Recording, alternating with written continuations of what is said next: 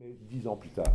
Et j'ai écrit un livre qui s'appelle La voie du chagrin d'amour, où j'ai là changé vraiment de direction en disant maintenant je vais arrêter de parler des trucs qui se trouvent à l'extérieur, je vais parler des choses qui sont à l'intérieur. Et je vais en parler sans référence, c'est-à-dire que ça ne m'intéresse pas de savoir que Racine a dit telle chose. J'adore Racine, mais je veux dire, je ne veux pas faire un livre de citations et de réflexions des autres sur le chagrin d'amour, je veux revisiter toute mon histoire. Et finalement, c'est aussi parce que j'avais besoin de l'apprendre. J'avais besoin de revoir tout ce que j'avais vécu, de l'analyser et de mêler deux choses que j'aime beaucoup, qui sont l'intelligence et l'émotion. Je trouve que le Québec a un avantage énorme sur la France, par exemple, c'est la place que le Québec donne à l'émotion. C'est certainement le pays du monde où on donne le plus de place à l'émotion. La France donne beaucoup plus de place à la pensée, bon, la Belgique aussi, l'Italie donne beaucoup de place au sentiment, mais le Québec donne vraiment beaucoup de place à l'émotion. C'est un point très positif, et c'est un point très négatif, évidemment, aussi, parce qu'un être humain qui ne fait confiance qu'à son émotion est un être complètement manipulé. Hein, vous vous rendez bien compte que le marketing actuel est un marketing qui n'est basé que sur l'émotion, et que ce qu'on demande aux consommateurs, c'est de ne surtout pas réfléchir ni à la qualité du produit, ni au prix du produit, ni à l'impact du produit, etc. Mais c'est uniquement d'être pris par son émotion et puis de faire taire ses neurones pour acheter. Mais le mélange de l'émotion et de l'intelligence, c'est ce qu'on appelle l'humanité, selon moi. Hein, quand on peut à la fois employer les deux, c'est-à-dire ne pas bloquer ses émotions, mais ne pas bloquer non plus son intelligence, et qu'on arrive peu à peu à trouver un équilibre entre les deux, on est dans la voie royale de l'humain. On n'est pas dans la voie des robots, dont le monde est de plus en plus peuplé, on n'est pas dans la voie des sauvages que le marketing est en train de fabriquer avec leurs émotions, mais on est dans la pure voie de l'humanité que la littérature n'a pas arrêté d'explorer depuis des millénaires. Hein, c'est comment être un être humain et comment s'équilibrer soi-même. Et je trouve que l'intériorité de l'être humain, elle a été capturée par la psychologie depuis le début du XXe siècle. La psychologie et la psychanalyse ont capturé l'intériorité, ont monopolisé l'étude de l'intériorité, et il n'y a pas encore beaucoup de monde, il y en a un peu qui l'ont fait, mais il n'y a pas encore beaucoup de monde qui sont les géographes de l'intériorité humaine, en tant qu'elle n'est ni une maladie psychologique, parce que, si vous voulez, la psychologie, c'est sûr qu'elle peut aider quand on a des problèmes psychologiques, mais l'intériorité, notre intériorité, elle n'est pas constituée uniquement de problèmes psychologiques. Elle est constituée de problèmes psychologiques, mais aussi, par exemple, de choses aussi simples que est-ce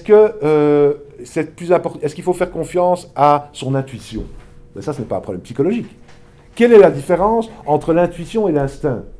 Vous savez, il y a beaucoup de gens qui ne comprennent pas cette différence entre la voie de l'intuition et la voie de l'instinct. C'est un problème auquel tout être humain est confronté. Ça, nous sommes tous confrontés à ça, de dire « Ah, j'ai eu une intuition ». Mais est-ce que c'est une intuition, c'est une impression, c'est ton instinct? Comment est-ce qu'on fait la différence pour savoir ça? Quelle est la différence entre un sentiment et une émotion?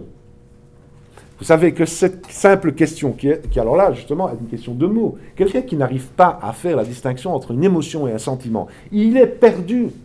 Il est perdu dans son monde intérieur. Pourquoi? Parce que, regardez, la confusion entre l'émotion et le sentiment a pour effet qu'il y a beaucoup de gens, par exemple, qui croient qu'ils n'aiment plus parce qu'ils n'ont plus d'émotion. C'est une confusion totale. Il y a des gens qui vous disent, moi j'entends beaucoup d'imbéciles qui disent « Moi je n'ai plus de papillons dans le ventre, alors c'est que je ne l'aime plus ». Mais c'est une confusion entre l'émotion et les sentiments. Ce n'est pas parce que vous n'avez plus d'émotion que vous n'avez plus de sentiments. L'émotion se voit. Hein, c'est pour ça qu'on voit quelqu'un qui va rire, on voit quelqu'un qui va pleurer, etc. Ça, c'est l'émotion. Le sentiment ne se voit pas.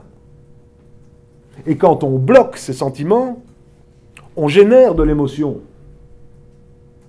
Et la meilleure façon de ne pas être perturbé par ces émotions, parce que je vous rappelle, contrairement au discours du marketing, c'est selon moi une très mauvaise chose d'être sous la dictature de ses propres émotions.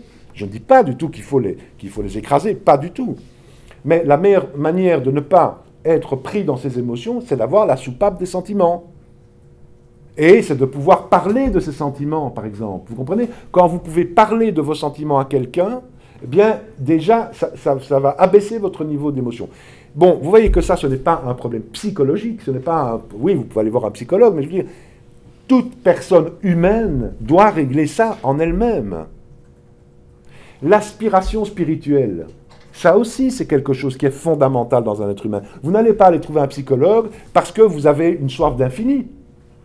Et si vous le faites, vous êtes vraiment malade. Donc, comment est-ce qu'un être humain aujourd'hui fait dans ce paysage intérieur? Comment est-ce qu'il se débrouille? Il n'y a personne qui lui parle de ça. Et on n'apprend qu'une seule chose à l'être humain aujourd'hui, c'est de vivre dans le monde extérieur, alors que le seul monde dans lequel il va vivre toute sa vie, c'est son monde intérieur. Vous êtes d'accord, hein? C'est bien dans notre monde intérieur qu'on va vivre tous. Notre monde, alors il est différent selon notre passé, mais enfin il n'est pas tellement différent que ça. C'est pourquoi moi je pense que écrire aujourd'hui est un acte de solidarité avec l'être humain. Parce que quand on écrit sur son intériorité, le fait d'aller chercher dans l'intimité de ce qu'on est, parce que ce n'est pas facile d'aller après publier ça.